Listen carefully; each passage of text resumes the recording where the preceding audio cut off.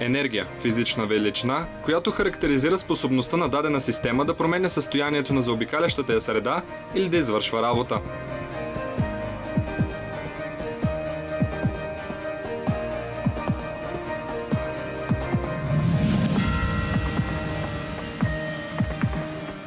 Енергийното предизвикателство е едно от най-големите изпитания, пред които Европа е изправена днес. Перспективата от рязко покачване на цените на енергията и нарастващата зависимост от вноса на енергия прави енергоснабдяването ни по-надежно и поставя под заплаха цялата икономика.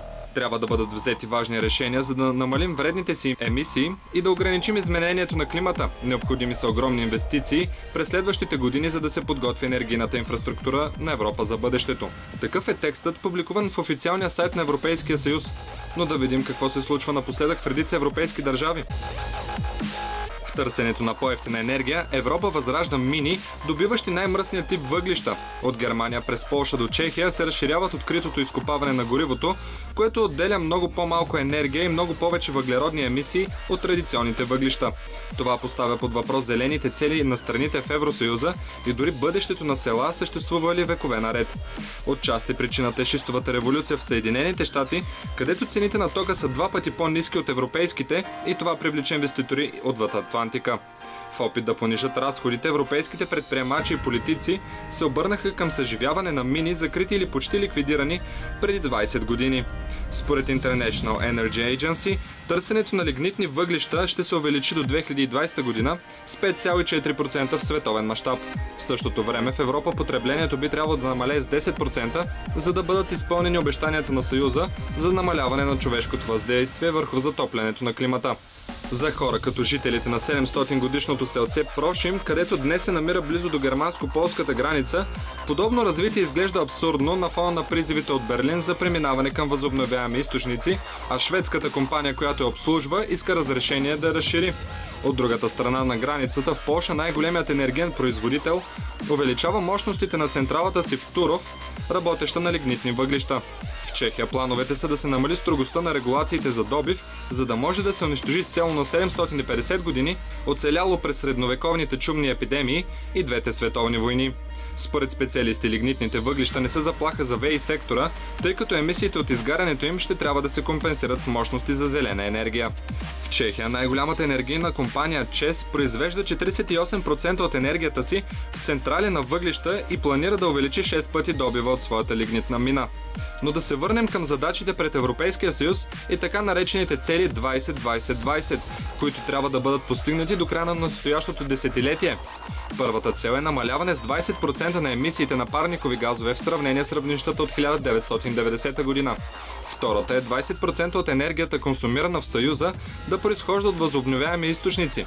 И третата – повишаване с 20% на енергийната ефективност на страните членки. Лидерите на Евросъюза предложиха дори да намалят емисиите на парникови газове с 30%, ако други големи замърсители от развиващите се страни поемат подобен ангажимент. Дългосрочната цел е до 2050 година да се намалят емисиите на парникови газове до 80-95% под равнищата от 1990 година, като същевременно се гарантира снабдяването и се поддържа конкурентноспособността. Каква е ситуацията с добив на шистов газ на континента? Френският петролен и газов гигант Total обяви официално, че ще прави сондажи във Великобритания. Това е първата голяма петролна компания с инвестиции в зараждащата се в островната страна индустрия с шистов газ. След тази сделка британското правителство показва, че стимулите му за разработване на неконвенционални енергийни източници са действителни. От своя страна, американската петролна компания Chevron поднови проучванията си за шистов газ в източна Румъния, въпреки бурните протести на стотици местни жители и екоактивисти. Дали наистина от чешмите ни ще тече газ, само времето ще покаже. Що е то атомна енергия и има ли почва в Европа? Според руските медии, Москва ще дострои атомната електроцентрала Пакш в Украйна след срещата между Владимир Путин и унгарския премиер Виктор Орбан. Великобритания също ще увеличава енергийните си мощности чрез строеж на нов реактор. Той трябва да бъде произведен в Съединените щати и Китай, но все още му предстои да бъде лицензиран в Евросъюза. Едно основателно доказателство за несигурността на вятърните паркове е метеорологичната обстановка. Турбините в района да работят толкова много, че на пазара за електричество се стигна до парадоксалната ситуация цените да станат отрицателни. На практика това означава толкова голямо предлагане, че производителите губят пари от прекалено бързото въртене на перките на ветрогенераторите. Полза имат търговците на ток, които се възползват от колебанието в цените, докато за крайния потребител няма по-евтин ток. Близо половината от сметките им се формират от схеми за субсидиране на така наречената зелена енергия, целящи и защита на потребителите от подобни неочаквани промени в ценообразуването на пазара на едро. Европейският енергиен пазар е най-големият регионален пазар в света с около 500 милиона потребители и е най-големият вносител на енергия. Няколко от предизвикателствата пред Европейския съюз са изменението на климата, достъпът до нефт и газ, технологичното развитие и енергийната ефективност. Те са общи за повечето държави и изискват международно сътрудничество.